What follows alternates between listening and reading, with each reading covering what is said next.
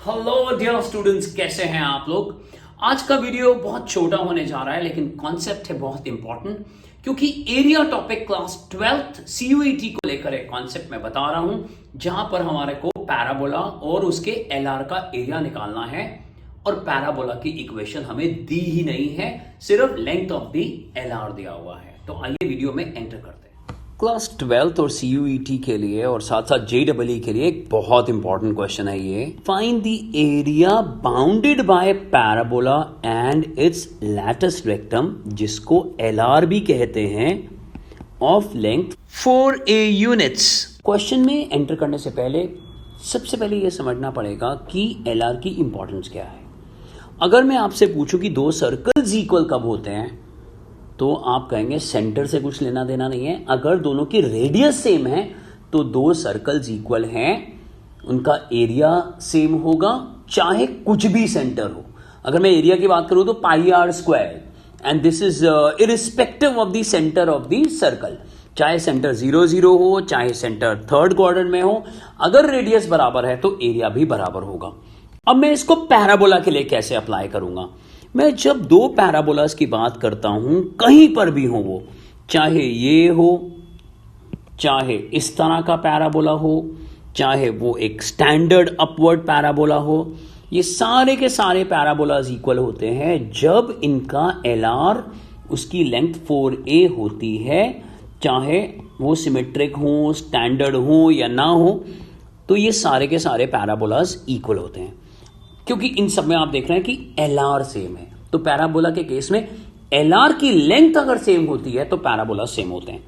अब हम एक स्मार्ट वर्क करते हैं, हम जानबूझ के ये पैराबोला ले लेते हैं। Let the parabola be y² = 4ax। क्यों? क्योंकि इसका ये एक स्टैंडर्ड पैराबोला है और राइट साइड ओपन है, और आप देखें इसका वर्टेक्स 0,0 है और इसका फोकस है a,0। सभी को पता होगा। अगर तो यहां पर हमें मालूम है कि वर्टेक्स 0,0 है और जो फोकस है वो a,0 है।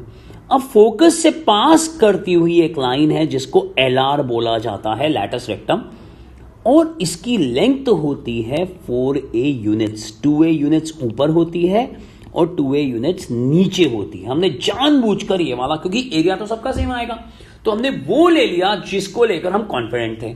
अब हम क्या करेंगे, ये एरिया निकाल लेंगे इंटीग्रेशन के थ्रू और 2 से मल्टीप्लाई कर देंगे। और जब हम 2 से मल्टीप्लाई कर देंगे तो ये पूरा एरिया आ जाने वाला है। अब हम क्या करेंगे, इसके लिए y की वैल्यू निकालेंगे, प्लस माइनस आने वाला है। हम लिखेंगे कि taking only positive,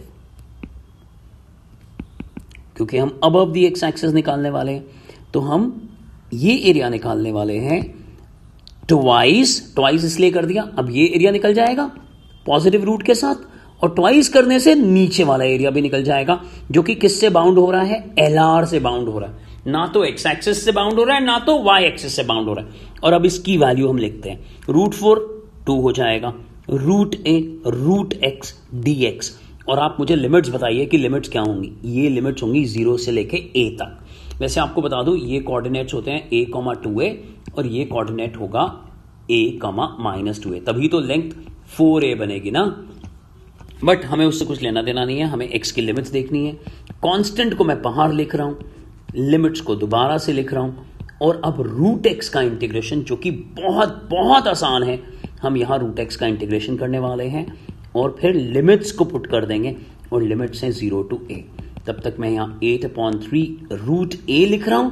upper limit ये आ गई, लोअर लिमिट 0 है, पावर भी नहीं लिख रहा।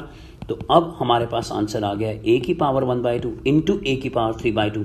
Basis are same, powers are added, so हमारे पास आंसर आ गया है 4/2 यानी 8/3 a² यूनिट्स। सो हर वो पैराबोला जिसका LR 4a यूनिट्स लेंथ का है, चाहे उसका फोकस कुछ भी है, चाहे उसका वर्टेक्स कुछ भी है, उसका एरिया होने जा रहा है 8a²